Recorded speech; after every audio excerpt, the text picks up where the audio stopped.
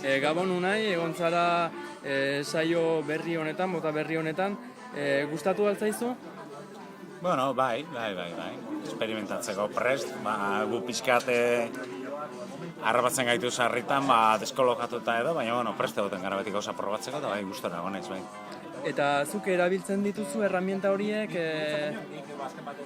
Bai, erabiltzen ditu, jende askok erabiltzen dituen moduan, ez gehiago naiz aditu, sare sozialak, eta, bere garaian blog bat ere kudeatu genuen, proiektuarekin, eta, teknologia, ordenagailuak eta hori den hori, nire eguneroko lanean, bai. Eta baduzu iPhonea adibidez, edo... Ez, telefonarekin badut alako, badakit ez dela telefono bakarri, baina mugikorrera ere berandu heldu nintzen, eta internetera konektatuta nago egun guztian, nire lanean hor nago, eta ez dut premiari sentitzen, deskonektatzeko beharra sentitzen du gehiago.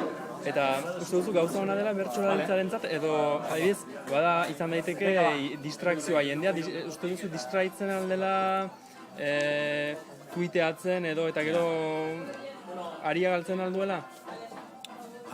Saio arruntetan normalki ez da gertatzen. Nik uste du sare sozialekin, Twitterrekin eta berrekin gertatzen gauza guztiekin bezala gakoa dagoela erabileran.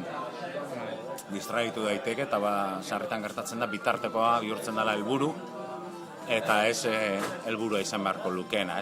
Ni neu bertsosaio batera, antzerki lan batera, musika kontzertu batera, elementu guzti horiek gabe joango nintzateke, baina gaurko adibidez bereziki esperimentu hori egiteko zen, eta baliagarria da.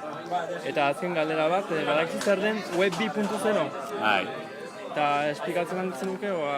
Zer den? Bai. Ja, bai ez esan dut azkar, ez? Baina esan nahi dut, parte hartze interaktiboa izatea, ez?